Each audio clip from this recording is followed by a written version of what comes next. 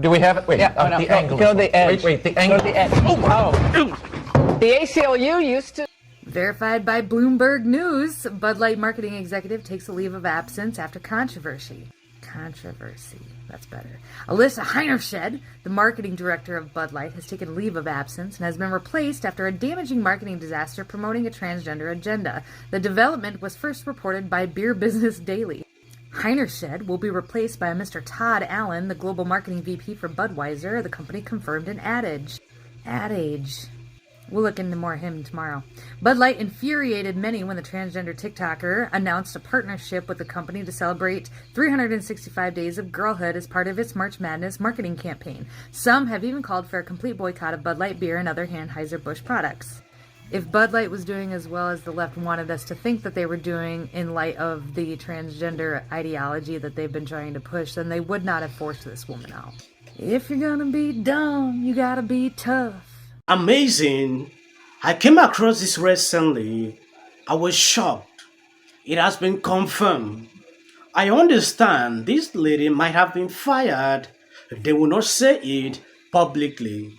The corporations, we want to think of them as being these impossibly large machines that make money, and they are, but they're just run by people. Yeah. And some people are dorks. And those dorks get important jobs. I came across this recently and I've read a lot of articles confirming what she said on this clip to be true. Breaking news, Budweiser marketing VP behind Dylan partnership takes leaves of absence, replaced by senior executive Todd. The controversial marketing executive behind Bud Light partnership with Dylan has taken a leave of absence as a boycott against the beer brand racks on. Adage report that Alissa, marketing VP for the brand since June 2022, has taken a leave of absence. The brewery confirmed and will be replaced by Todd, who was most recently global marketing VP for Budweiser. You all saw the interview she carried out. She told us they were struggling to attract young drinkers, and you best know young people don't drink this. You cannot tell me people between the ages of 12 to 18, they are more involved with alcohol, which is wrong. I have been saying this. You cannot mix politics with alcohol. It doesn't work.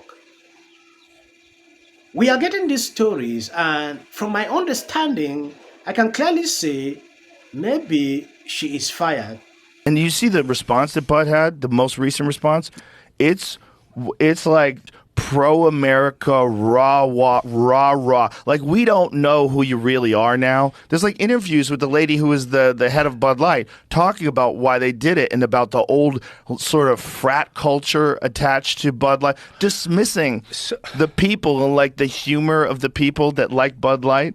And so they're going to change that with this movie. This is a Mike Judge movie. You're 1,000% correct. Like, Yeah. how does nobody else see what lunacy is going It's on right now? such There's no other lunacy. way to explain it. Bro, you got to watch this Bud Light commercial. This new Bud Light commercial. Find the new Bud Light commercial. I was shocked to see that Joe Rogan has actually changed his mind. He did a video last week when this boycott started. He had this segment where they both drank Bud Light and F off any person saying they should boycott. Now, he did this segment and was going after this company. I was like, is it the same Joe Rogan I saw last week, backing up the company? I was surprised to see it's done like this. Light sales are down all across the country, and that includes restaurants and bars right here in Montana.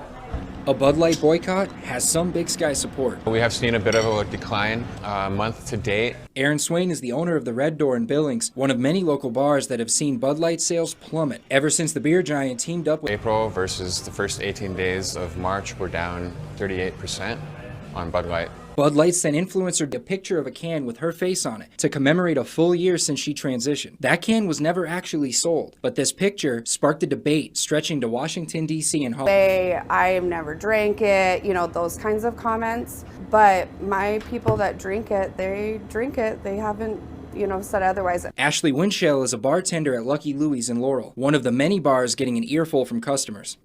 I was surprised to see it's done like this.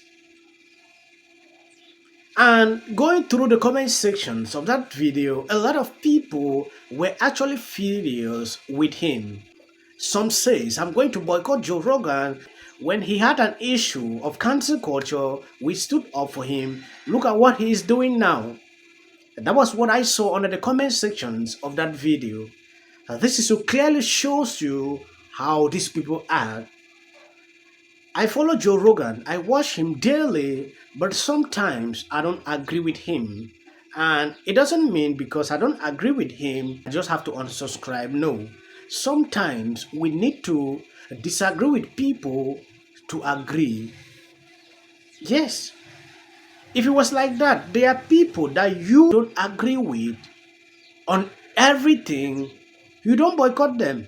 So we should try to learn to accommodate people sometimes when they mess up. I assume that Joe Rogan did that. Maybe he has realized himself, but it is not a sufficient text for us to say, no, because he said that everybody is free to air his mind. You have your own opinion pertaining to this topic of Boycott. I have my own opinion. So we should be able to coexist with different opinions. I have seen this recently with Libras. They cannot coexist with you when you are consecutive. Which in modern politics, this should not be happening. In those days, I used to see how people fight because they have different ideas toward certain things. But we are learned. We should be able to live with every person that we don't agree with. Have honest conversations on topics like this. Like I recently did a video telling you how YouTube is protecting these people. It's my feelings. It's so dumb. Listen to this. This is a company in deep shit, bro. And they make things like this. Look, you got the prairies, the ocean. You got a Clydesdale running down the Tell you street. a story about a beer rooted in the heart of America, found in a community where a handshake is a sure contract. Brewed for those who found opportunity and challenge. You know, I would respect I know them what this is. if they had this, and then Dylan. Brought to that was a belief in, okay, what does evolve and elevate mean? It means inclusivity. It means shifting the tone. It means having a campaign that's truly and it leads to it's clear that level of violence and vitriol against transgender Americans